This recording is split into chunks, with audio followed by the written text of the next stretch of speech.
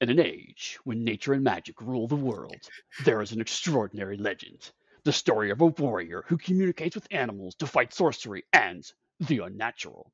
His name is Dar, last of his tribe. He is also called BeastMaster. I'm Eddie Webb. I'm Chris Spivey. And today we're going to watch the worst version of Transformers Beast Wars, BeastMaster.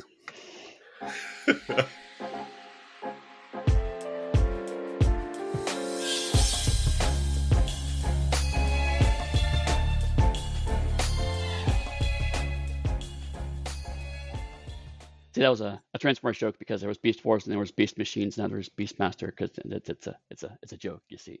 It has nothing to do with Transformers. I just made a joke for me because Chris does it often enough, and I want to do it once to see how it felt. If it makes you feel anything, I can tell you that joke is on par with the quality of this show.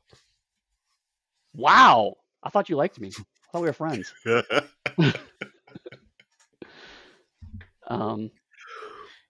So yeah, BeastMaster. This is another 90s era fantasy show that spun off of an 80s era fantasy movie.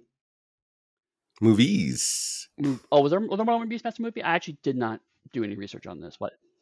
I didn't either, but I remember, I think there were 3 BeastMaster movies. There might have been 4. I think one BeastMaster even comes to modern times. Oh my gosh. Are you sure you're not thinking of the Masters of the Universe movie? I think. All right, you're going to make me Google this, aren't you?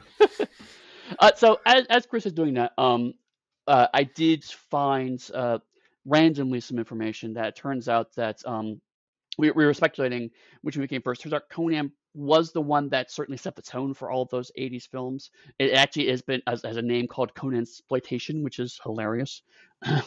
Before you go into your thing, I want you to know there were 3 BeastMaster movies. There's BeastMaster, there's BeastMaster 2, Through the Portal of Time, and BeastMaster 3, The Eye of Braxis, featuring the legendary Mark Singer in the role of Dar. Mark Singer. Ah, yes. Was he in all 3 of them, actually? Wow, that's actually impressive. I figured he'd been recast. No, I think it's all 3. That's as much research as I'm going to do for this show. Right. Because this show couldn't even afford Mark Singer's salary, which tells you a whole lot. I think he showed up later seasons for a couple episodes because I looked at the cast list. Oh, okay. Well, that's a track because I wanted to know the name of the sorceress, because I'm not gonna lie, I would watch the sorceress run around chewing scenery for a while. Fair. But that strikes me as being on par with like when we watched the Arrowverse Flash and the guy from the 90s Flash movie came back and played Barry Allen's dad. So I mean, maybe it was Dar's father. I didn't pay that much attention. I just know I saw his name and I was like, wow, that's weird. But then I think it was maybe 4 or 5 episodes out of this. How did this show get 3 seasons, Eddie? Yeah, this show, not only did it get 3 seasons, it was up for awards. Now, let me immediately heavily qualify that. It was nominated for the Open Craft Award in the category of cinematography by the Australian Film Institute, as well as the Saturn Award for Best Syndicated Cable Television Show in the Academy of Science Fiction, Fantasy, and Horror Films, which is not the Science Fiction Writers Association, which is the Nebulas. It's a different thing. It's also not the actual Horror Writers Association, which is a different set of awards. So it's a sub. These are sub awards, and didn't win any of them. So it was up for some awards. It did not actually win in, let's be honest, relatively obscure areas of the video landscape. And I'll restate, I love the fact that people got paid to do something. That's it. That's my thing. And I wish that I felt comfortable enough, Eddie, that I would run around in just like a loincloth and ferrets. There's ferrets. That is a lifestyle choice, my friend. You have to commit to loincloth and ferrets. But yes, certainly this is... We tried to define a sword and sorcery last episode, and it turns out we may have to add on the additional explanation of men run around topless as a qualifier, because it seems to be a trend that's appearing so far. I will say that I am a fan if you're going to have blatant sexism there, it's sexism for everybody. You've got your beefcake, you've got your cheesecake, and it is an ample supply for whatever you're looking for, unless you're looking for none of it. Then you should spot something else. If people are going to be sexy, have everyone be sexy. Yeah, absolutely. Completely agree. And that's actually one of the things I kind of liked about, and once again, here it comes, Mortal Kombat, is the defense that, at least everyone was sexy, Yeah. Wow, though. Oh, go ahead. No, you go ahead. So what, this is actually, even though it had 3 seasons and was up for awards apparently, this is definitely a show that has pretty firmly fallen into obscurity. There are very, very few and rare home video releases for it. We did find episodes on YouTube, but at least some of them were done by a group called F3 ReZ, and they put text all over the fucking screen. That's how I know. Even over top of the actors while they're doing their lines, they would type out their website, which no longer exists. So that's even better. I should have sent you the ones that I found, because I found someone that just had them all, and they were fairly high quality, infinitely higher quality than all the Conan stuff. You should have asked. Oh, no. There was like no text, just straight up. And there's another one that you could buy them. It's like, why would I buy them when I can watch them free here? Oh, you know what? Now that you say that, I think I did some across that. They may also be on one of the third tier streaming services in the US only. They're not in the UK anywhere. I know that. Okay. But then they've been like on Flex YouTube or something ridiculous. I watched it strictly on YouTube, and it was not HD quality, but it was good quality, especially given it was made in '99. No. This one had like a logo in each corner of the screen, and then like across the bottom 2/3 of the screen, it would slowly type out every 20 minutes the URL of the website that you got it from. So like give a close up of the sorceress, and she's being super evil, and then suddenly you see www.f3rez.com, and it's like, I fucking hate you, whoever you are. I hate you with all of my being. So this is a note now that people see that we don't always communicate how we watch some of the shows, which we should start doing so you can avoid that. Because if that was on mine, I would have found a different version. Well, to be fair, it's tough enough to watch this without that distraction. 80% of the time, either it's like it's on a service that I just don't have access to in the UK, or it's geo-locked. Like it's on YouTube, but I can't watch it, or vice versa. I can see on YouTube, you can't watch it. So I mean, like we probably should communicate more, but also most of the time it's just gonna be like, oh, I can't. Behind the scenes, there are plenty of times Chris is like, we should watch this show. And it's like, yeah, I can't get it in the UK. And really, that is generally the answer. I mean, there's very few shows that I'm like, I can get it in the UK and Chris can't.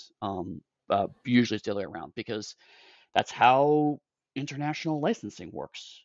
But on the flip side, as a result of that, because you're not pure capitalist how we are in America. Capitalism, my afraid, is what makes it work. You toss so much money at it, everything goes away, including people's morals, political things, and that's how you crash and destroy an entire country. Oh, wait, I'm sorry. Did I just make that a political thing? We got rid of the Tories, thank you very much. Harris Walton.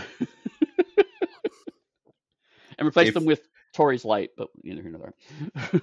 I don't know if this is going to come out before the election does, but if it does, you should go out and vote, and you should vote for Harris and Walz. Right. There's really no other choice. Right. I don't usually talk about my vote, but on my vote for the writing candidate, I wrote down literally anybody else before I voted for Trump. You have to rank votes for a second run. But I will not go too much into it, because I don't know if this happens before or after. Right. But anyway, what I was saying is yes, you're right. It's not completely disappeared. The Disney is streaming, and like I said, a fairly, it's not one of the bigger streaming services I'm aware of.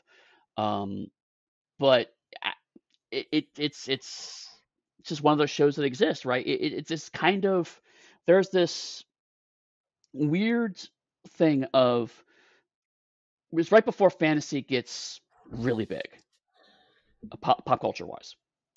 But while Sam Raimi's not involved with all of them, I think of it as Sam Raimi level of productions. It's stuff that was made for syndicated television. It's made on a relatively constrained budget, and just picking up IPs that no one's really doing anything with and trying to make something out of them. So one of the things was that I also actively chose not to use Hercules or Xena completely. Part of that we explained last time, but I also actually made a choice not to use those. And something I found yesterday when I was looking around for something was not technically not fantasy, but as Arthur Conan Doyle's Lost World 1990. Oh, man. And I almost sent Eddie the trailer to watch it to say, we're going to have to cover this one day. It is so bad. It is cheese. It is like the movie Sheena, I think is what it was, who was in the jungle, her and her knife doing stuff. Sheena the Jungle Girl, yes. But instead, they get transported back to semi-historical times with a group of archaeologists and treasure hunters. Oh, because the original Lost World is just, they just went to Africa because that's obviously where dinosaurs are. I think, I saw the trailer, I assumed it was back in time. Right. I could be wrong. They could have it still just be Africa with dinosaurs, which is a whole other level of... Ugh. Oh, you know what? I have to correct myself. It was not Africa, it was South America. My apologies. Different racism. I'm sure I'm getting my Victorian imperialism correct here. Oh my God. So bad. Anyway, we're not here to talk about that. As tempting as it would be to like totally break that down and get into all of it, but no. Yeah. Honestly, I just don't have much to say about this show. It came out after Conan. I don't know. I think it's a completely different team of people, but certainly there's some there's certain time periods that's happening here, right? A certain kind of fantasy is a way to make genre television that's happening here, and again, it's that late '90s cult television thing where they discover what cult television is, and lots of people are trying to recreate it. So, I mean, obviously, on the fantasy side, we've mentioned Hercules and Xena, but also, now this is like right before the Battlestar Galactica reboot, but Battlestar Galactica reboot comes from this era of let's take properties and remake them for television to try to get some life out of them. So yeah, this is 100% cult television made for networks to plug into a slot wherever. There is some vague continuity from what I can tell, but it's super vague. Okay. I don't know a lot about it myself because I did not look into it. I saw it, and even as I watched the series, it just kind of washed over me. Yeah. And I would say, though, I think the Conan television series would have been better if they had the sorceress as Conan's primary antagonist throughout the entire series. I feel like you have a certain a preference in cast on this one. I will say wholeheartedly that while the acting, in my opinion, is slightly worse actually than the Conan acting, they found more attractive people to be in this show than what they did in the Conan show. Yeah, it's interesting. I thought the acting was slightly better, but that's as an average, right? Because the Conan acting was very uneven. There were a couple people we really loved, and a whole bunch of people that were just bad. Whereas this one, everyone is perfectly adequate, mediocre acting. So for me, the average slightly above. But you're right. I was kind of just vaguely bored by the whole cast, as opposed to Conan, where we're just like, oh my God, this is so bad, but these characters are so cool, Yeah, and it goes back to something that we talked about, is like watchability. Well, this isn't. Conan, regardless of what we said before, it could be watchable. This is not watchable. But obviously we're wrong, because Conan got a season and this got 3. So obviously they were doing something right here. Well, and that's the thing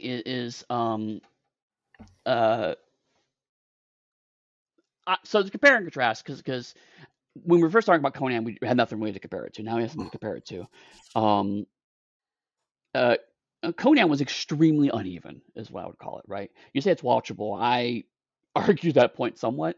It is genuinely visually bad at several points. It is difficult to actually watch, especially when the camera is so zoomed in that you can see individual parts of their pupil, and it's just like, Jesus Christ, move the camera back at least a little bit. But there was a fun in Conan that even when it was just really hard to watch, the Skull Talks would crop up or whatever. It's okay, this is funny again. It wouldn't go too long for it. This is more polished in a lot of ways than Conan, because, dear God, it would be hard to be less polished. But also, that means also all the interesting edges have been smoothed off. I guess what it would be is that what this show did is it took itself seriously, like totally seriously, is how they approached this show. Right. And Conan didn't, because it knew what it was. This show had aspirations, which I will always support, but then it didn't have what's the right word for it? They didn't have necessarily the talent or dedication, or they weren't able to not have executives make that not work. That's the best way nicest way I can phrase it. I also think part of the problem is the very conceit of the show requires a certain amount of financial investment and or technical work that the show wasn't quite able to deliver. I mean, if you could control animals, you either have to have a pretty wide bench of animals that can do interesting stuff on screen, or special effects to mimic animals doing cool stuff. And based on the 3 episodes we've seen, the response has been get a couple of cool animals and then just quietly write animals out of the show called BeastMaster. I think in the movies, though, they did something similar. I saw the BeastMaster movies once, and that's when they came out. Right. And I think in the movies, he had 2 ferrets he kept in his pants. The ferrets are definitely from the movies. I remember that. That was occasionally there, and maybe a bird. And that was really about it. And I don't think the tiger and the bird hung out very much. I think it was all focused on the ferrets because they were cheaper and easier to juggle. I do have thoughts, actually, about the animals, which I'll get to in the various episodes. But again, it's also a little thing of like, one thing to say, okay, for a movie, we need to get animal actors on here and animal control people and get this sorted out for, like, a couple months of shooting. For 3 seasons of a TV show, that's just a much bigger ask, right? I would have been happier if he had done some Aquaman level animal communications. It's big with like the little circles. Yes. Just saying. And if we think about it, though, if you remember the TV show Manimal, which we should probably cover at this point if we're going to do such. Oh my God, TV. I vaguely remember Manimal. It only had a very few select animals too, and I want to say it was like a tiger. Tiger seemed to have been like the go-to animal. A tiger and some other things, but there weren't a lot of animals that Manimal turned into either. There was also the Animorphs show where kids turned into animals, and I have not seen it, but I have heard not good things about it as a result. I think that may be too teen for us. we who have literally covered Voltron on this podcast. We're a man of a certain age, my friend, and things like Voltron are high adult aim television shows.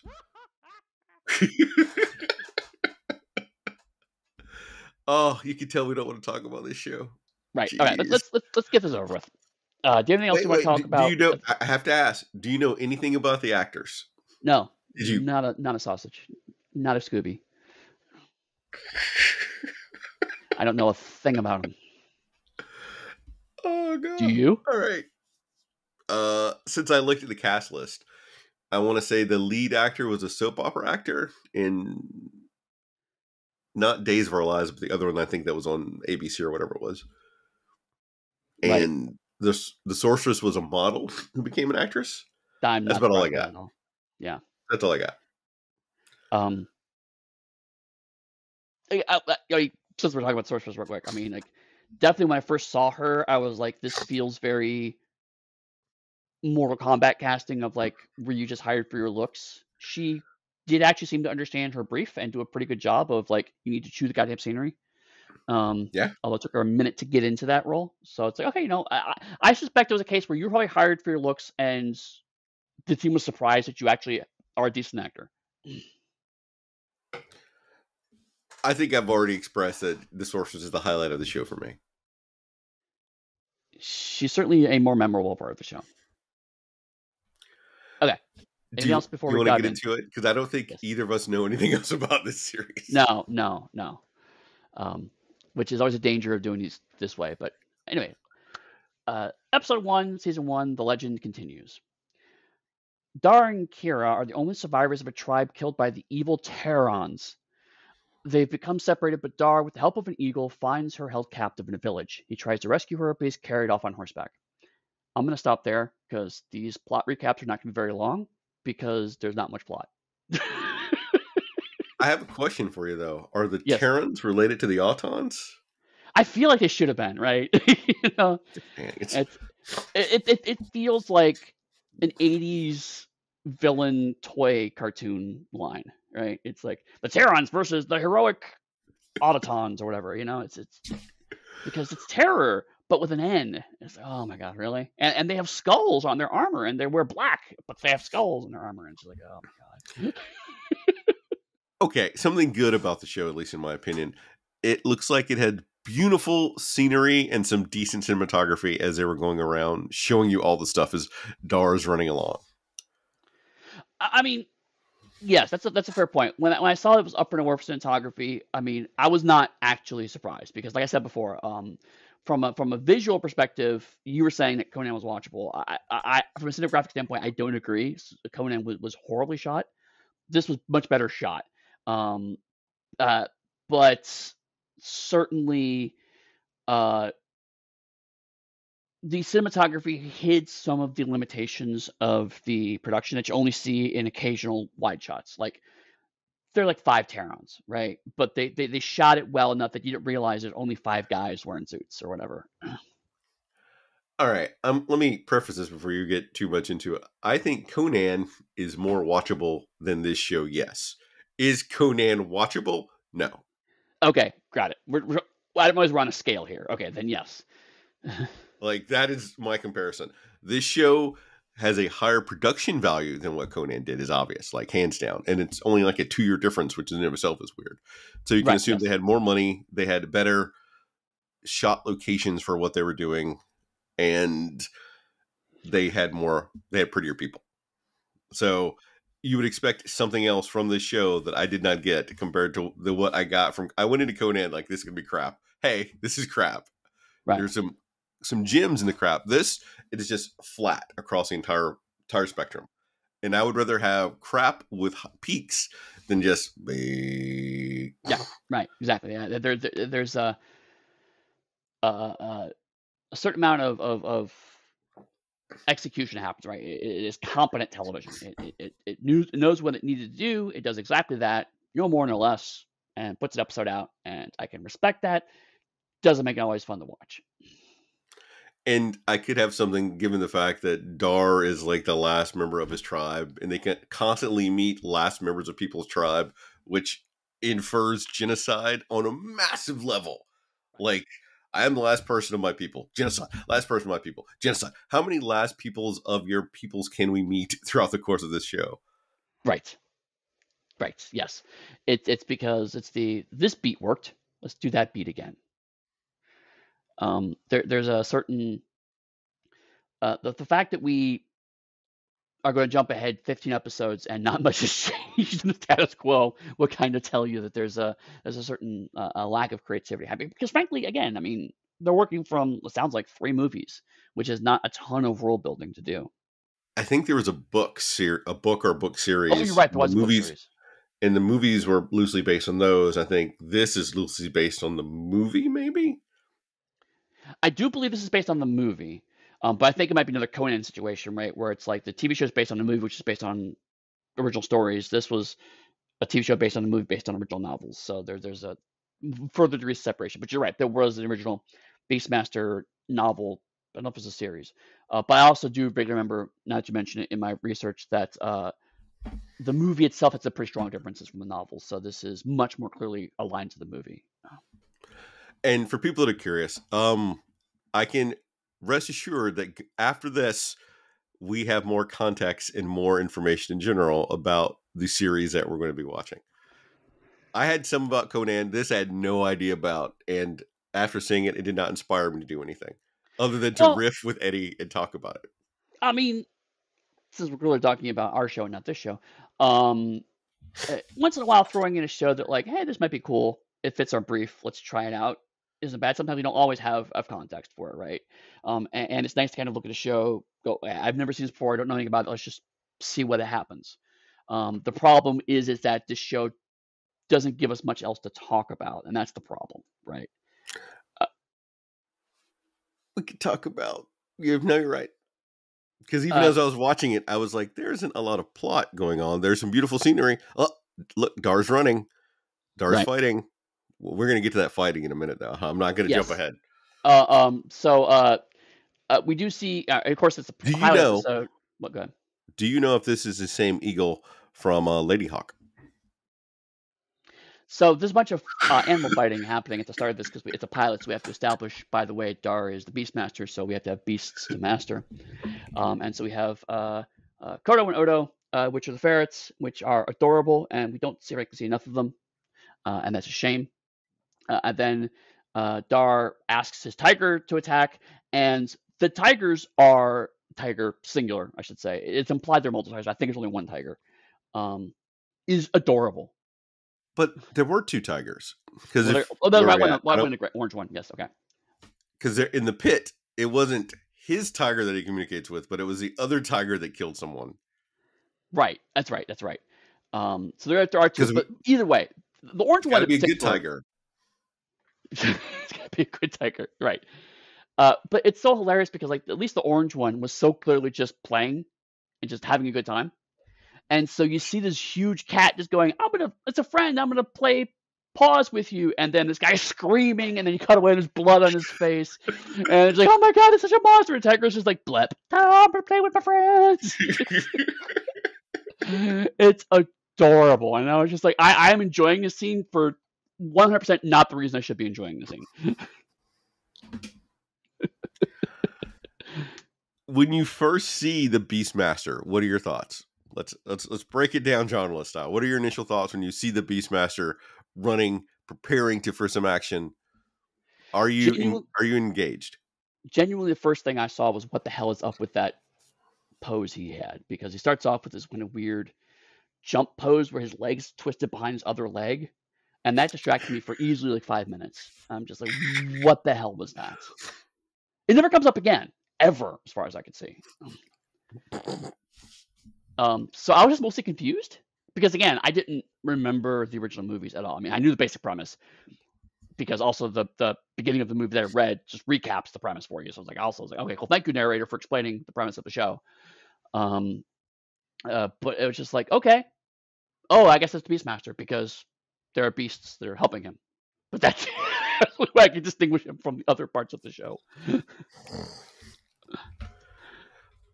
Can we both agree then that Dar is a ranger? We did the class breakdown for the Conan crew. Can we just say that Dar is a ranger? Right. Yes. Or if you're a Pathfinder player, Dar is a fighter with the Beastmaster subclass. See, now Pathfinder clearly owes some people some money because Beastmaster. Yeah. I hope they paid them. If not, they might get sued for IP copyright. You're saying. Then we get the action scene. And when you can make Mortal Kombat look like a well-polished action choreography show, that's pretty impressive. But what are you talking about? Like the claw hands that he makes when he takes down the guard outside? The point, ding, ding. Bloop. Specifically, the heavy use of motion blur to hide the fact that these people are not doing good jobs at their action scenes. I will say that the fight choreography is getting better in later episodes, but this first episode is not good. Okay, we're here, so I want to go ahead and talk about it. Eddy, what is this weapon he uses his screw-on staff pike club thing? I don't know. I think it's supposed to be a 2-stick combination, one which has a blade, one which doesn't. It's supposed to screw together, but it's just all white as opposed to wood. So if it's bone, that's extremely convenient. Bone or a very specific whittling to kind of get it to screw together. I just don't know. It was just like, is it a paddle? It was like an oar at one point in time. I could accept his ability to talk to animals easier than I could the weapon that he's using to fight people off with. That screw and click in place. I myself had many things that you kind of click into place to try to use, and they have no ability to stay together. They break at like the slightest little bend, and he's fighting off goons with that. Not possible. I mean, I will say that fantasy in this tradition has a long history of stupid weapons. I'm going to throw a disc that snaps up with 5 little points, and that's an effective weapon. Or, well, okay, I was going to call this Xena's weapon, but actually Xena's weapon is genuinely historically based. Why doesn't Kroll count? It's science fiction. It's in the same tradition. Come on. No, this is strictly fantasy. I don't see Dar flying a spaceship. I want a fantasy weapon like that. What do you got? Conan has a big ass sword. Dar has a snap together staff that's a flotation device. Do you count Thundercats in this tradition? No, they're in a spaceship. They're not in a spaceship. They're in a fantasy world.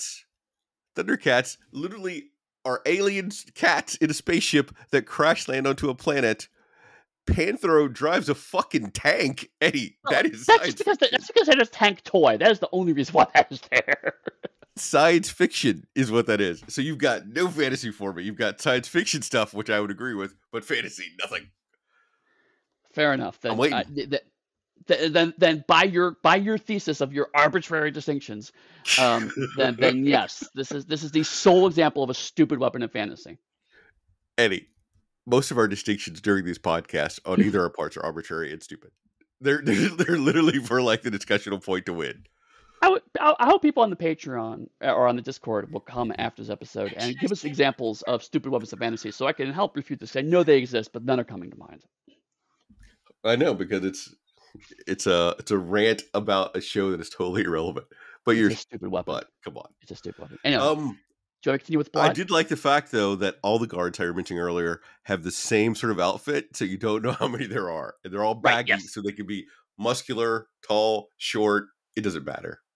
Yeah, no, perfect example of cover you up just enough so that way that same guy can fly off screen, die, and then run around the camera so he can come back off screen to fight again. Yeah, no, perfect use of that. Oh God.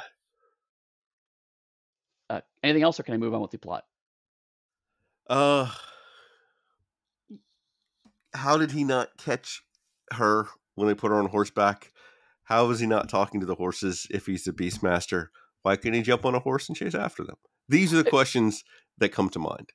Well, I mean, I'm glad you brought that up, because as the master of beasts, beasts needs to both A, be in parentheses because that's not accurate, and B, heavily qualified because there's also animals he runs into that he has absolutely no mastery over. So I had a lot of those kind of questions. I think it's more of a beast bachelor than a beast master. Work his way up to Beastmaster. Maybe get a Beast PhD once he gets his thesis done. But... You're not a real doctor. Is that the conversation we're going to have? Yeah, you can move on. I'll just get bogged down in all those questions I had because I was bored. Right, well, we have a new character to introduce that you'll immediately forget. Aided by Tao, a young man freed from the same village, not Dar's village, but the village that was attacked earlier. Dar again finds Kira, who's being forced to dance for the pleasure of King Zad. Dar is, however, distracted by an illusionary camp, which turns out to be a trap. I have summarized 20 minutes of episode.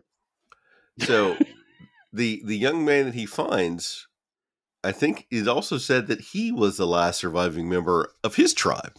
Right. That the Terrans did kill on screen. So at least we did see, I guess, that near genocide happen. Yes. Do we want to go and talk about, since I forgot about, do we want to have any conversation about the biblical implications of them putting them into a pit and having animals eat them or attack them? Was that in this episode? Oh yeah, it was in this episode, because Literally, this is the fire demon happens, yes. All right, just put it out there for people who want to look into it. Yeah, so we get a new sidekick who... It's a sidekick? I got nothing, man. Like, literally nothing. It is frustrating that they start to put some stuff down here, and it wasn't until I watched episode 17 that I finally figured out what they're trying to do with Tao. So he's supposed to be the quote unquote scientist, right? He's supposed to be the alchemist, the person who does real world stuff to balance Dar's animal magic. That is super unclear at this stage that that's what he's supposed to be doing. Well, here, yes. In a second, when you go into the fire demon, no, because he does his thing. So, which makes you... So I'm frustrated at this show for a multitude of reasons. One, simply from how it's organized, the acting, and it's a usual thing where I can see kind of what they're trying to do, but the execution of it was so bad that it failed. But then I'm curious why it was successful enough to get 3 seasons, and I don't understand it. Like, that is my biggest processing thing this morning I'm trying to put together. Right, and I mean, it's... bad is actually kind of an interesting qualifier. I didn't enjoy it, right? But I think the point is that this is a show put together by metrics. We need to have a certain number of animal scenes, certain number of plot points, a certain amount of time for each character to be on screen, and so as long as you execute all those points, it does that. So if I get the vague feeling that the plot is not the point of this show, which is a weird thing to say for the podcast we are. But if you follow this for the plot, it is absolutely right. It is an extremely frustrating experience because there's very little of it, and what you see is sometimes really confusing. And it doesn't help that also the dialogue is kind of muddled because the audio is weird. Because it's that 90s, not quite stereo audio. So everyone's slightly muttering, and there were no subtitles that I could find. So it was just kind of hard to follow in general. But in terms of a thing you put on as background noise in your life, as something you vaguely watch, which is actually what I did for this episode. I actually had this on, 45 minutes went by, and it's like, oh, I actually didn't pay attention. I had to go back and take notes to follow it. But the first 45 minutes, like, oh, okay, that was pretty good. And I actually took notes and paid attention, and my enjoyment tanked. So I guess that's part of the problem, is that you put it on as background, and since you're the person that had to like write all this up and deal with this shit, I sat and I just watched it, each one through. And that did not bring me any joy as I watched each one. In fact, less and less. Joy is not the word I would use, yes. And I watched like the first 2 episodes together that I watched, and I watched the third one like the next day. And so I did nothing else but watch them, and I felt like I wasted my time. And I have not felt like I've wasted my time doing anything for John Lawrence except for that accursed anime series from season 2. Right. That we've both collectively forgotten the name of, and I don't want to look up. And this, I'm not saying this is bad or anything like that. It's just frustrating. Right. For me, enjoy is a strong word. I'll definitely give you that. But when I first threw it on, what actually happened was, I threw it on. I planned to watch it. Something at work distracted me, so I was like, I'll do this for a few minutes. That ended up taking more than that, and I just left it running. But I was still kind of keeping an eye on it. And then I was like, oh, it's already over. Okay. I vaguely remember that being a pleasurable collection of sounds and shapes in that regard. But what's real, right? What struck me, and we haven't gotten to the sorceress yet. Actually, I'm sorry. I think the sorceress is in the second. Again, it's all a blur. But the sorceress and the animals are the thing that really struck me during the course of this. And this is a chunk that actually had a decent amount of animal acting. Turns out the tiger's name is Roan. I actually went and found that because I wanted to know. The tiger was one of the most interesting characters to me in the show. Do you realize what you just said, right? Do you Yes. know how many people there are in this show? How many actors acting? The tiger. It's the tiger, How many then the ferrets, then the sorceress, and then everybody else. How many extras get to be actors? Yeah. Well, yeah. But the tiger's the best. All right. There was a point where the tiger was attacking, and it was like stalking around, being fierce, and it had this little tongue stuck out, a little blep. And it was just the most hilarious thing. It's like, oh my god, look at the fearsome tiger! What the people can't see that I get to is Eddy is sticking his tongue out, making little tiger motions as he's doing it. Oh, this podcast is literally just for us. But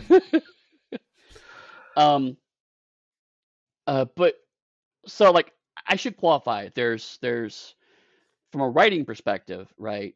The sorceress clearly has some of the best dialogue.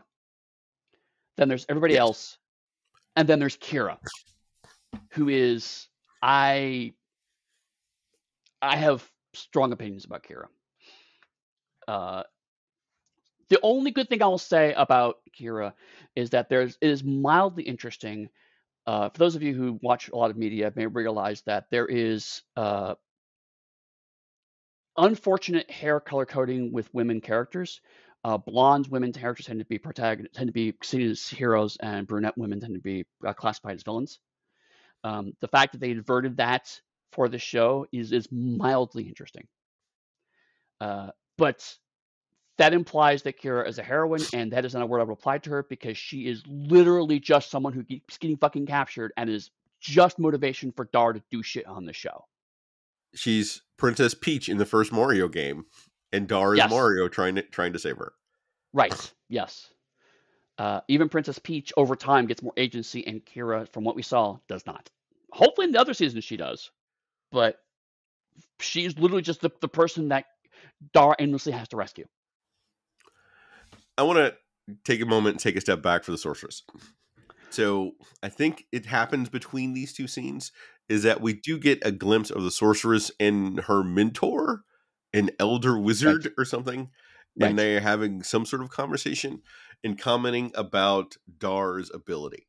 Like that is our big plot hook. Like that is, we have to establish that now, is that is her reason for hunting Dar, is she wants his ability to speak and / control animals. Right. And it never really explains why that's so important. Because this woman has, as we'll see, well, her mentor has vast powers. And we see over time, the sorceress also has vast powers. Whether they're illusions or not is a bit vague. If they're illusions, it does explain a lot more. But it's not clear, because otherwise she has the power to wipe out entire villages and teleport people. But she's obsessed with getting the power to control animals, and at no point it's explained why that is so vital, why that's so necessary. But that is the hook for why she torments Dar. I want it from 3 episodes that we've seen. In every single episode of this show would be my assumption. Yeah. Like, if she had an army that contained a whole bunch of animals, like I could use my animal army to destroy the world, so I must be able to control them to make sure my animal army is, unstoppable. That would at least make sense. At least it's a dumb reason, but at least there's a reason, right? It's just, I want this power because I want this power. And from what we see of Dar, it is not a great ability. No, it's not. So I want to put that out. Like that's her entire reason for everything that she does going forward, and all the power that we see her use. Let me finish up the recap here, because this is the next chunk is where actually we're kind of into now anyway. So Dar and Tao find the camp they've been trying to find. But the rescue fails because of the intervention of the sorceress, who wants to obtain Dar's ability to communicate with animals. We talked about that. Dar swears to keep searching for Kira. That sets up the whole series, which is basically the sorceress wants Dar's ability to animals. Dar wants to rescue Kira, who endlessly out of his reach. That's the whole show. So yeah, so that's what you're talking about. Is like that. That's why she wants this, and what's even worse is like in this, Dar actually gets to see Kira and they talk, but then he has to flee and leave her behind because she's in this cage, which is the best special effects because it's a cage, but there's invisible force that we can't touch. I'm like, you are so cheap. I love it. It's because of the black smoke, Eddie. Right, the black smoke. It was 70s era Doctor Who level of special effects. I was actually mildly impressed. Okay, something I want to point out then. Something I did like is I like the contrast between Conan and Dar. Like Conan is a purely strength smash people with my sword-esque protagonist compared to Dar, who is a more versatile protagonist. Because we get sneaking, we get fighting, we get animal control. I use that very loosely. But it shows an array of different skills that Dar has. Right.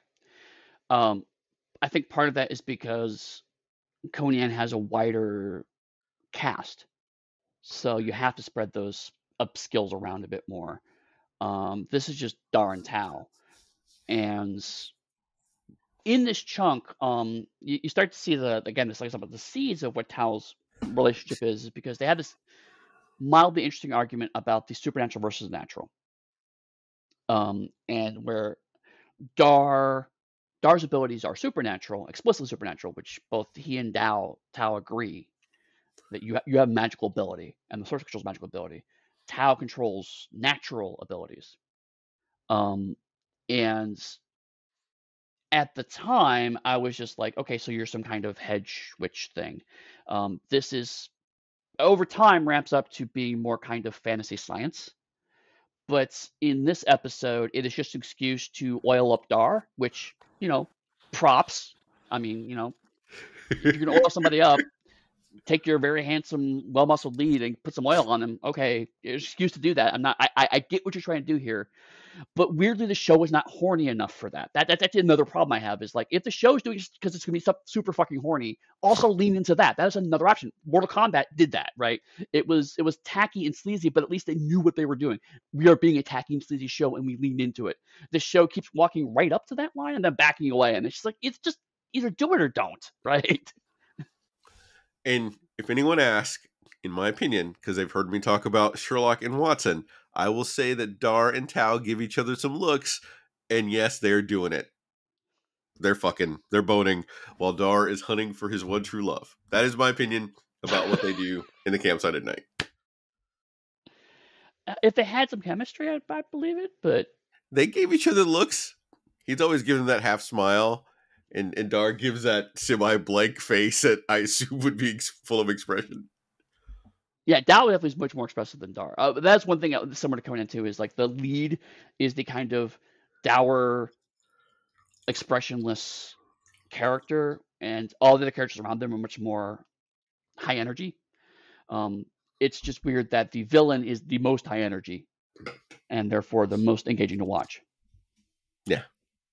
And like, yes, I mean, we've been dancing around this. Yes, she's absolutely attractive, but that is, for me at least... I don't think I danced around it. I think I stated it early on a couple times. I've been kind of dancing around it, but like, it's like, she's an extremely attractive woman, but that's actually not the reason why she's so memorable. That's one of the reasons she's memorable, but she's not. There were also very attractive women in Mortal Kombat that I have since forgotten, right? She genuinely gets that she is functionally Dar's version of the Master. It's like you have to be super evil, way over the top, and interestingly, at least in the episodes we've seen, she is slightly flirtatious, but she does not. That's not her main crutch. Her main crutch is, I'm going to say some reasonable stuff, and then at the last minute just go way too hard for no reason. And so it's like, we get to the camp, and the sorceress is like, I need Dar's energy, so I'm going to capture him, and I'm going to capture this girl and lure him there so I can capture him. Well, that didn't work, so I'm just going to murder everyone. And it's just like, okay, correct. That is how you play this. All right. Do you want to go ahead and finish the full recap, and then we can talk about anything in the episode that we want? Surprisingly, it's taking us a while to get through the first episode. Actually, yeah, I'm gonna. I'm done with this episode. But I think maybe for the next episode, I'll just do the whole recap, and then we'll talk about the whole episode because again, there's not much here. I am not done yet because I want to point out that unlike Conan, and this is me giving this show props, they broke out a fucking supernatural creature where she made like a magma monster to fight Dar, which is why he needed to be lotioned up. So you already get the fact they have a larger budget. The special effects are 90s special effects, and I love me some cheesy special effects. So that got some bonus points for me. But you get it, and you get to see that it's not an illusion. It is a fucking real-ass creature. So she has power to create semi-sentient monsters, do illusions, to teleport, to not fly, because I think our mentor flies, and she asks, how do you do that? So she can't fly yet, but she's doing all this other stuff, and telepathy on top of everything else, and real illusions. Why does she need his crappy power that only sort of works?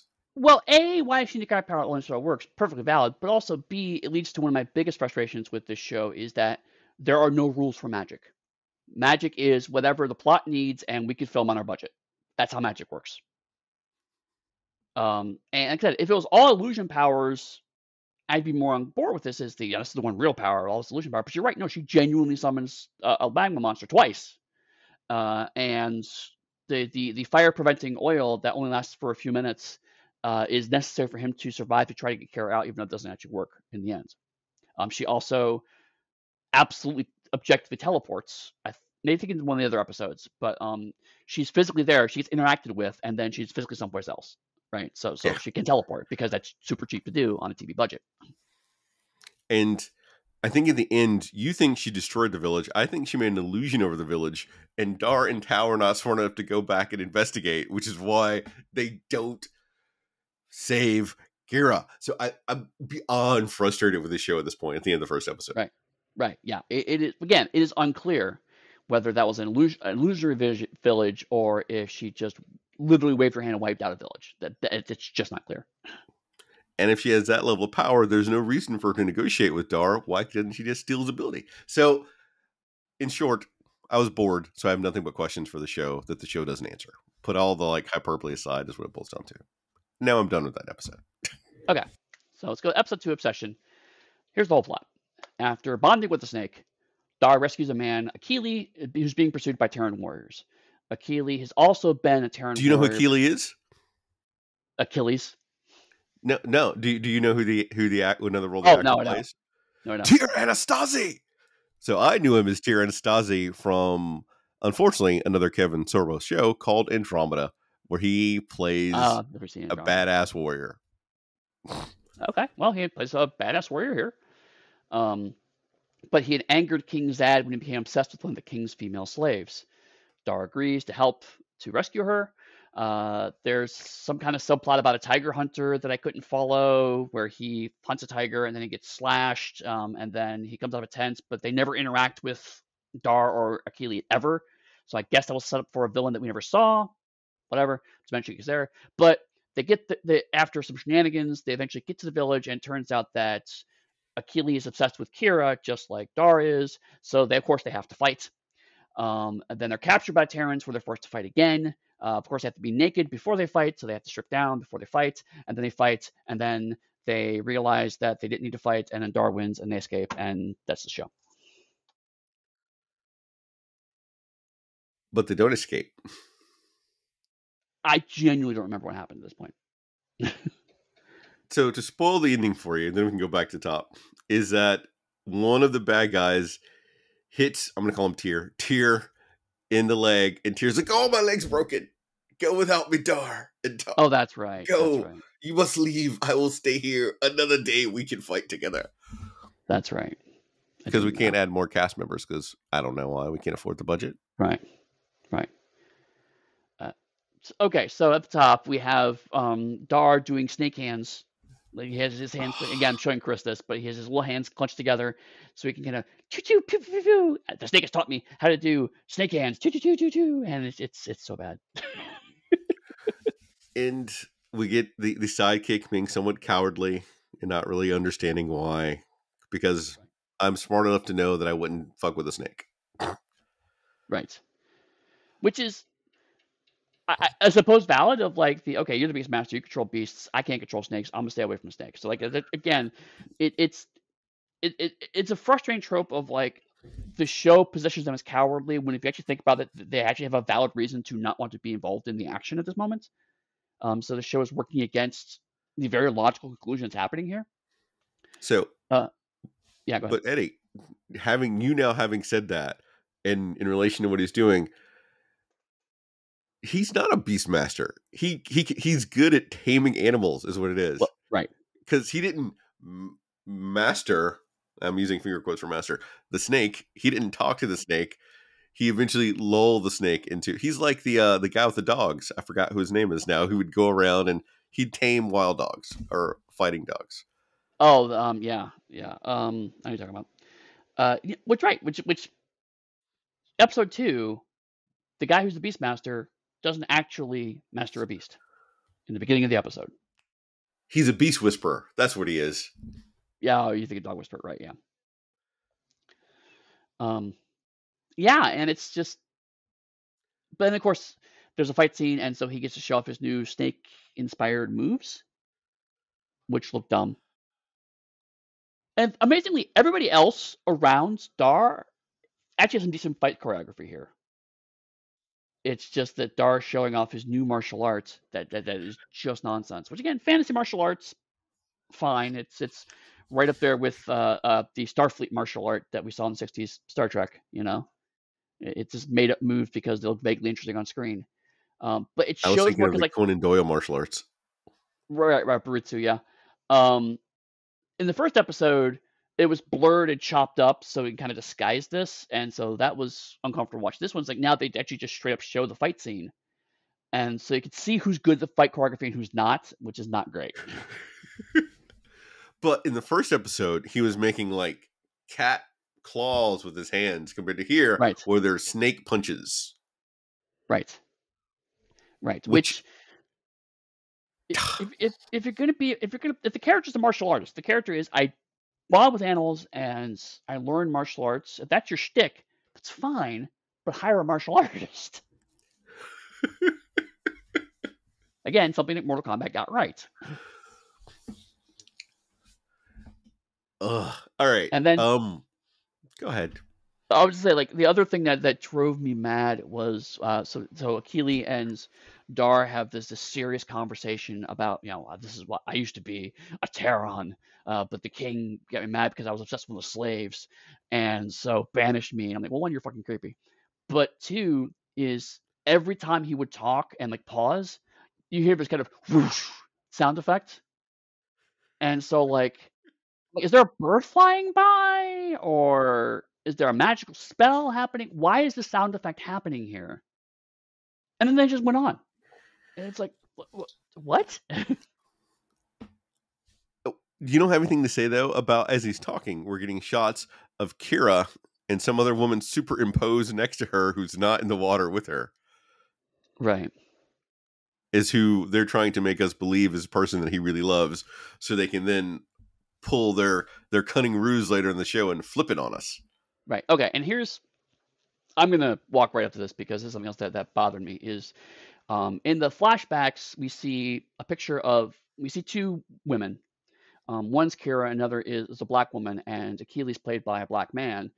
And so the whole twist is that obviously the black man is obsessed with a black woman, and he's not. That's the big fucking twist of this. And so that's the 90s on one level. But then during this, the sorceress also manipulates her, and she captures a hawk.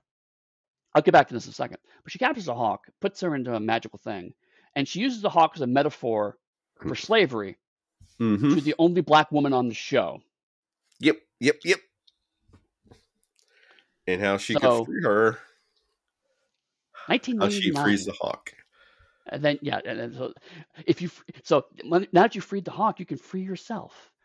And first of all, that's gross and disgusting and stupid. But also, if you can capture a hawk, why do you need beast control powers? And just to go ahead and do this now, is that in the end, she turns a black woman into a hawk who flies away. Right. So there you go. That's the show, and I'm not gonna say anything else about it. I'm done. Like, yeah. And so we get some what I've written down is exciting reverse rock climbing, where they climb down a mountain, and they try to make it as exciting as possible. And I immediately had flashbacks to when we were talking about the Daleks, the 60s Daleks episode. But this is where we get the best, creepiest thing in the entire run that we see, these 3 episodes, Eddie. The Spider Queen woman pops out. Oh, the best creature effect we get for 3 episodes. Now, I will say, to your point earlier, it was again genuinely to see proper fantasy monsters on screen, right? Mm-hmm. They made an attempt to try to have an actual fantasy monster happen. And it was this weird combination of makeup and CGI and model work, so where I could not tell how big she was supposed to be for most of that. Until she gets knocked out. Until she gets knocked out, and then like there's an actual CGI model of her on the ground that he kind of walks over, and his feet clip into the CGI matting at one point in time. And but there was also a great moment where they're going into her lair and they find a skeleton and webbing, and it was straight up Spirit Halloween shit. Where it's like, you bought that at a Halloween store and threw it up. So that's good enough. It's fine. What I will give it, though, is that the show had Dar captured by the Spider Queen, and Tira Anastasi came and got to be the hero and save Dar. Yeah. Yeah. I mean, that was cool. But again, like, what his role in the show is a little vague still at this point. Like, originally it was, okay, he's the science guy, but then now it's not quite what's happening here. And so I thought, okay, maybe I was wrong about that. And then 17, it's like, oh no, he's the science guy. Okay, I get it now. But here was just like, you're right. It was nice that Dar didn't do absolutely everything. He wasn't rescuing absolutely everyone. There's some give and take here. But this is such a low stakes part of the story that it's basically, oh, I don't want this, so sure, you can have it, kind of. You know, it's the, I need to rescue Keely, and I need to rescue Kira in this episode, or fail to rescue Kira in this episode. So everything else in the middle, that's low stakes from a plot perspective, so it's okay if the subordinate gets to have a small win here. So I know I said Tyr, so I was making my Andromeda joke, but Keely gets to save Dar from the Spider Queen. Because sure, remember, Tao slides down the rock and is also saved by Keely. I thought, so it's nice, but still, right? It's nice they're giving someone else other than Dar some wins, right? For a minute. Sorry, I thought you were referring to later on when Tao helped out. But still, yes. Still, Keely, yes, helps him out, but still, it's the, there's nothing gained or lost by having him help out here, right? No, because they're not going to kill the BeastMaster in his own show. Right. So there's a subplot. It's just through all of this, there's a subplot of this guy who's hunting on Tiger. Who, again, Tiger is just adorable through the whole subplot. It's like so clear that he's just playing with the crew, and they're like, "Oh, my face has been ruined by this savage beast," and the Tiger is just like, "Friend." My leg's been bitten off. Yes, yeah. The Tiger was like not even biting; it was kind of rubbing his face on the leg.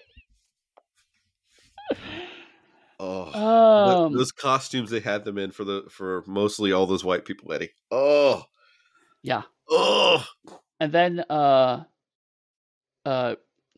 so they hunt the Tiger down, and the Tiger savages him, and so he gets claws across his face, and he loses part of his leg, and now he's evil. And I'm like, oh, cool! Someone gains this ability, so he becomes evil. That's not a trope that I'm sick of yet. Yeah. And it just goes nowhere, right? Like I have to assume this is a recurring character that this is set up for a subsequent episode or episodes where this character appears. Because otherwise, And they you like could capture literally the edit this out tiger. and it changes nothing. Yeah, and they capture the tiger later, and Dar and Tao have to save the tiger or something. It has to be. Right. But it's just so odd. I mean, again, if watching, I said before, like I don't feel like this was a show where much happens. So technically speaking, yes, we have a running plot that's being set up here, allegedly, right? So like, I suppose I give it props for that, but when you're watching it, there's nothing to kind of broadcast that this is not related to the main plot. So you don't realize it's happening until the end of the episode where nothing pays off. It's not like this guy was interested in the previous episode and then we're seeing some fallout from that and then it pays on. It's like it's just random people we're looking at now. It's okay, maybe this is the villain that we have to go fight. No, just never run into him. Where's this tiger come from? It's not the same tiger that Dar controlled. It's a different tiger apparently, even though it's exactly the same tiger, obviously, the same actor. And it's just it's so weird and random.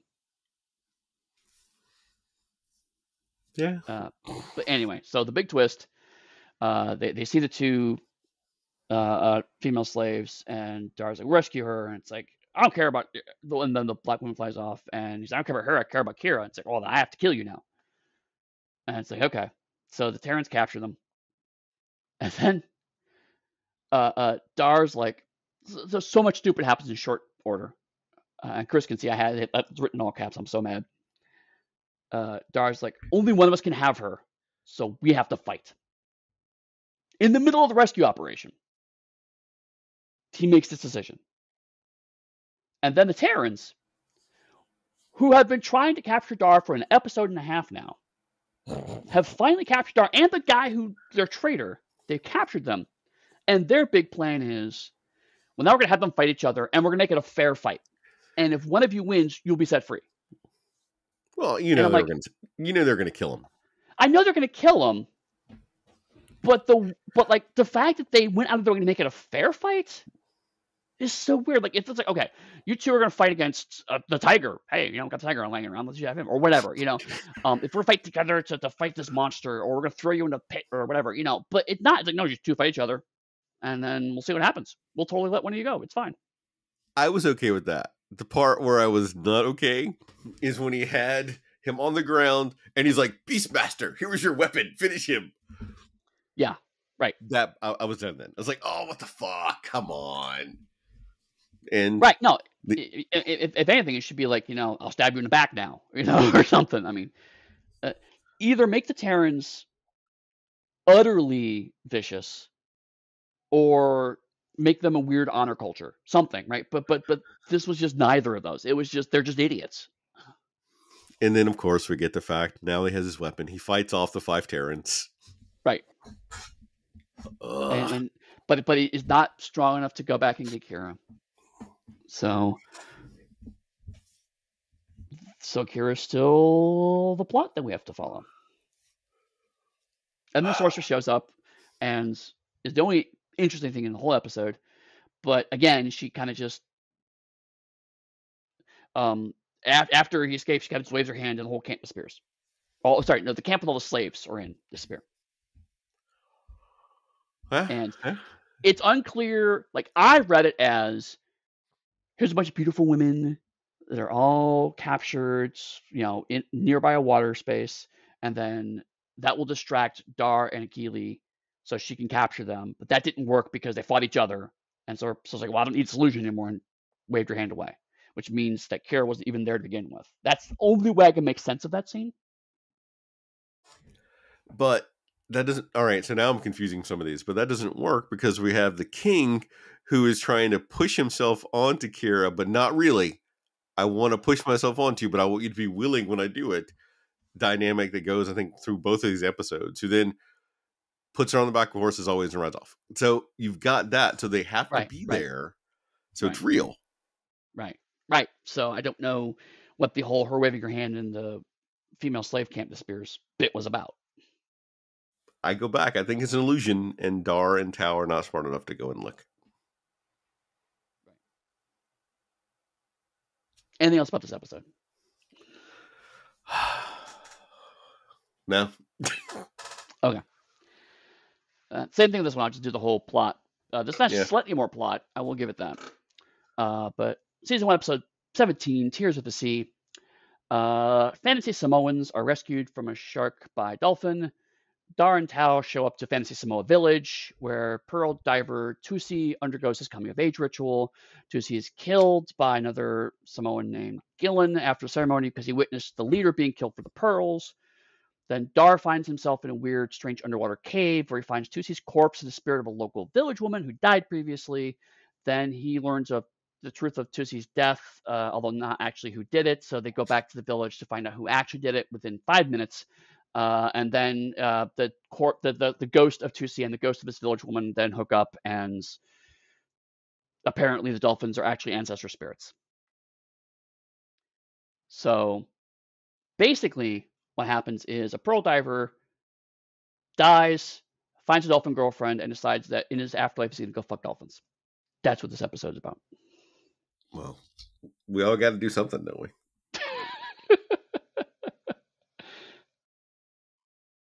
But yeah, it's Fantasy Samoa, basically. I want to say, though, that much how when Conan would show up anywhere, everyone would go, "You're Conan, the Sumerian." Here, we get Dar going somewhere, and they go, "You're Dar, the BeastMaster." So he's famous for his abilities throughout the land. Right. Yes, we do. He has developed legends.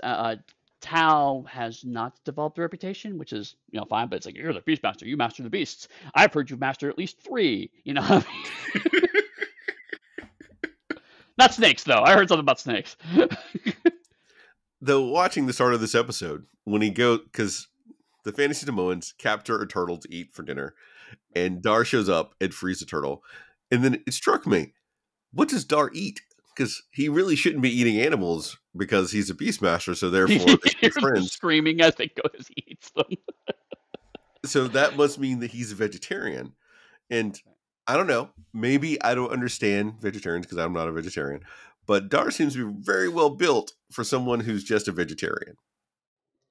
I do know that there are certain proteins that vegetarian bodybuilders can use to get that kind of weight. And I will say also, Dar's physique is a bit more on the lean side, which is more acceptable to a vegetarian diet, from my understanding. Okay, thank you. But yes, that did raise questions for me as well. Is like, man, what does Dar eat? How does that work? That is what seems to have no problem with that. First thing that struck me when I saw that is like, that is true. I didn't even think about that. What's he eating? Right.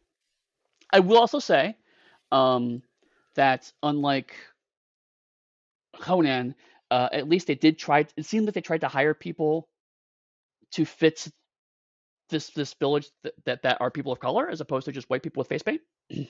Yeah. Except for the blonde white sorceress who disguised herself by wearing a different outfit. Eddie, you can't if you hire someone to look a certain way, you don't want to cover that up.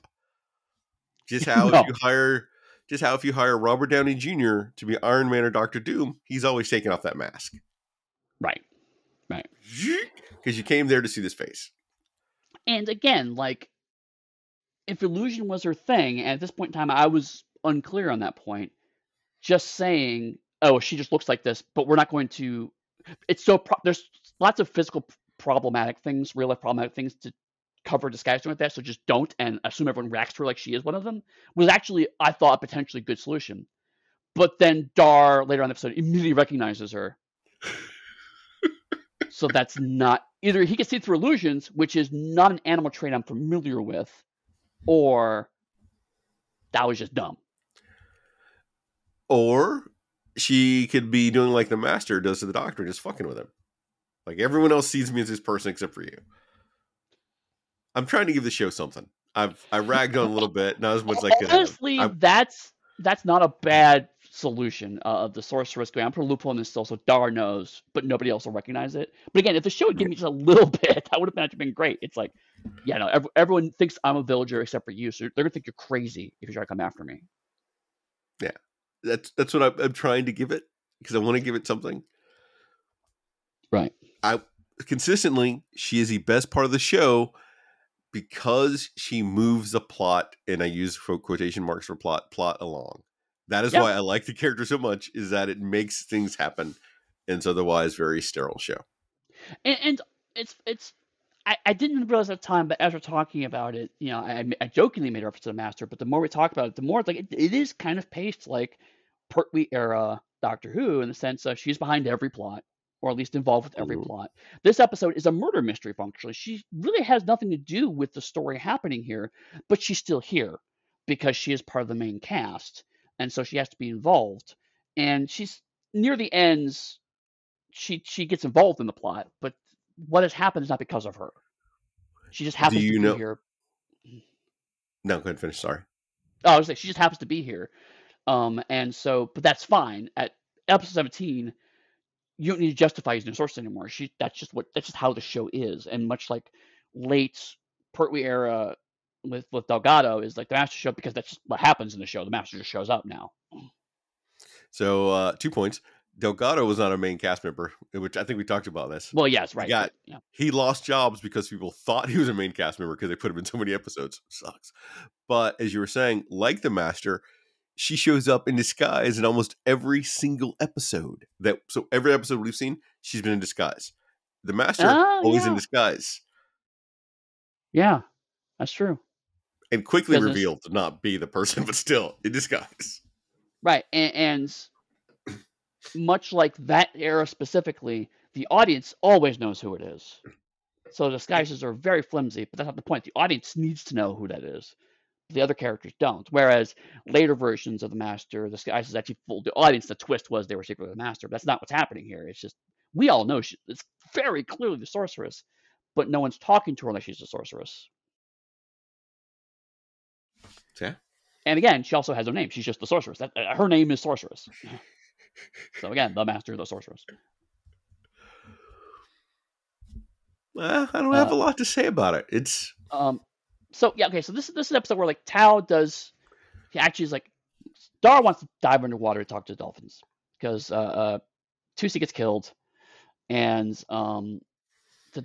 his body fell into the water, so he wants to go try to find the body, but he can't stay underwater too long, and so Tusi's like, this is a great little scene where like, you know, you need to breathe in the water. You can use this tube, but you can't go too far. I need to basically capture air. Just going around the village and trying to find things to eventually basically develop an air bladder. Is like, okay.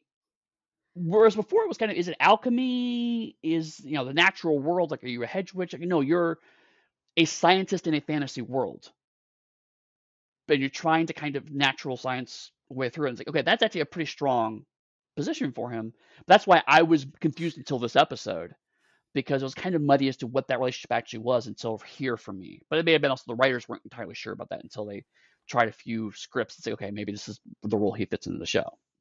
Yeah, but we've also jumped from the first 2 episodes to episode 17. Right, so while right. So the storyline stays almost the exact same throughout, there are minor character developments that we probably missed. Right. Yeah, I agree with that. That's what I'm saying. It's like I figured it was the case of the writers and the team kind of go, okay, we've decided what his role is going to be, but I think it was unclear at the start what that role actually was supposed to be. But then yeah, like the ancestor spirit, who's also a dolphin, who witnessed the murder. The sorceress starts to talk to her in their magic cave, and so tries to manipulate the ancestor spirit, because again, she's the Master, and that's what you do. Let me take advantage of the situation. She wants to manipulate the ancestor spirit to trick Dar into killing himself. Well, actually, the reason is a little vague. How it relates to her getting the power from Dar is a bit unclear. So that, again, it's like she's doing it because, well, I'm here. Let's just fuck somebody, I guess. But I actually like that. I'm not actually mad about that. That's actually one of the things I like about the show. Is Sorcerer's like, well, I can mess with things here. This is, you know, might as well put a day of work in. It's how she gets her magical energy back, is by fucking with people. Right. Yeah. Definitely. Like, oh, no, I gotta recharge. Ancestor spirit. Yeah. I don't know. Go back to this village and tell them some horrible shit. So, if Dar is a Beastmaster, why can't he communicate with a dolphin? So I made my Aquaman joke at the top specifically for this moment. If I wanted to excuse this show, the Fantasy Samoa village. I don't know what the village is called because it's so clearly what it is. I just didn't care. Said repeatedly that the dolphins were the reincarnations of the ancestor spirits. And the way it was positioned was maybe it's just their local mythology, but then later on we find out it's objectively true. So an argument could be made that he cannot communicate with dolphins or control dolphins because they're not actually animals. They are spirits. And he's not the spirit master. But given the show has been so inconsistent on this point from what we've seen, I genuinely don't think the writers are like, I don't know, the dolphins count as beasts? Let's say no. They're obviously fish in the water. All right, I could go on, but Oh, you get my point. They're not fish. They're not fish. The dolphin was one of the best actors in this episode. Oh, man.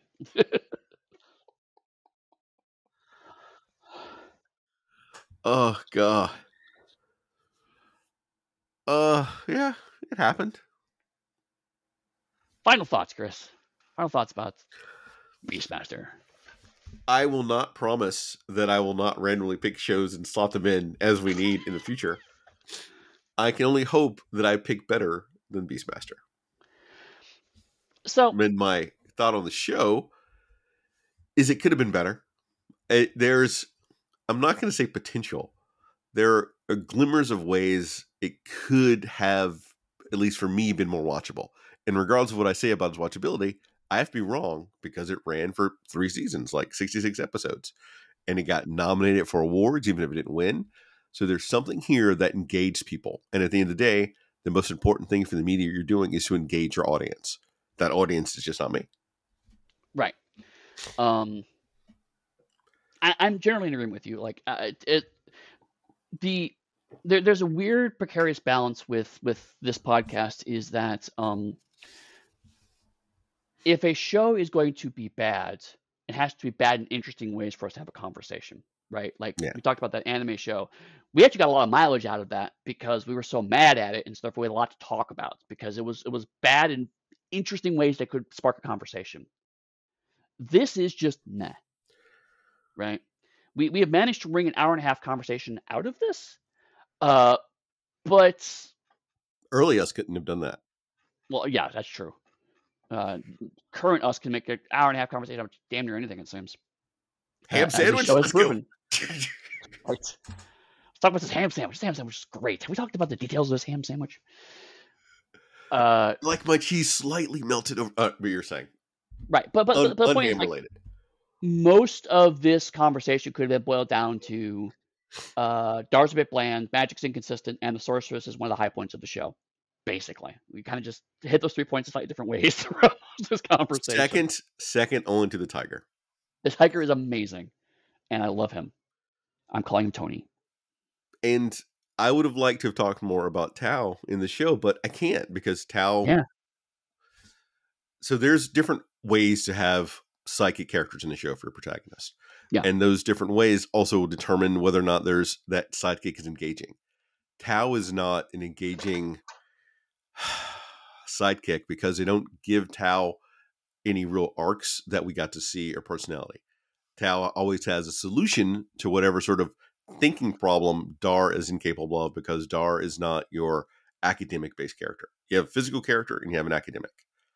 And so we get that constantly reinforced, like when they're trying to climb down the side of a cliff, Tao falls down the cliff. Tao stumbles here. Tao falls here. And Dar is doing everything else but anything that's related to academia.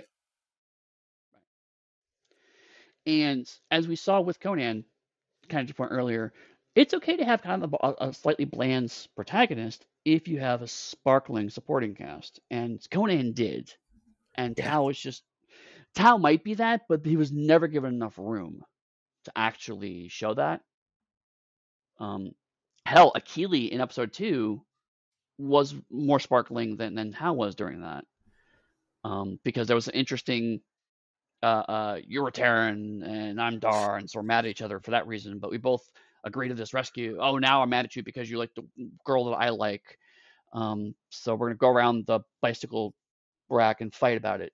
But like up until that point, Akili was actually interesting. Tao has moments of being funny or interesting. Like again, him putting the air bladder together was probably one of the best scenes I've seen of him in it. I remember that one.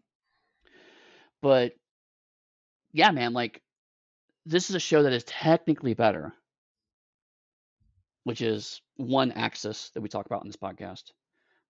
But it was least enjoyable for us. Like we enjoyed this less than Conan, but it's not interesting enough to have a lengthy. It's not objectively bad. You can't look at it and go, okay, this is horrible, and let's tear it apart.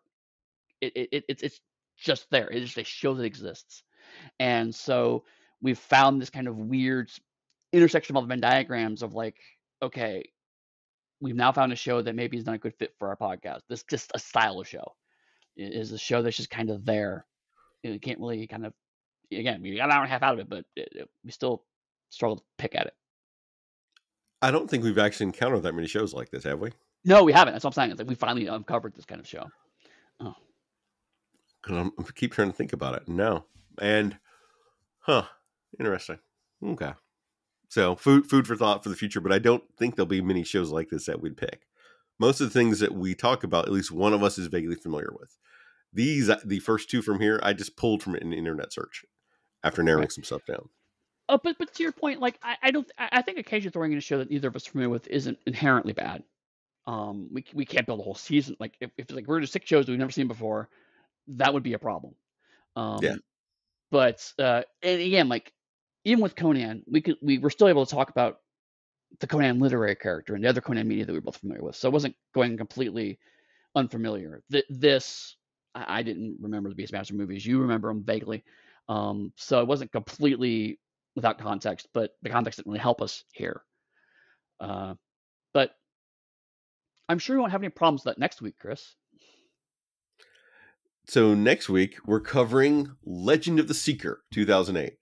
We're going to cover Season 1, Episode 1, Prophecy. As a side note, is a 2-part pilot episode.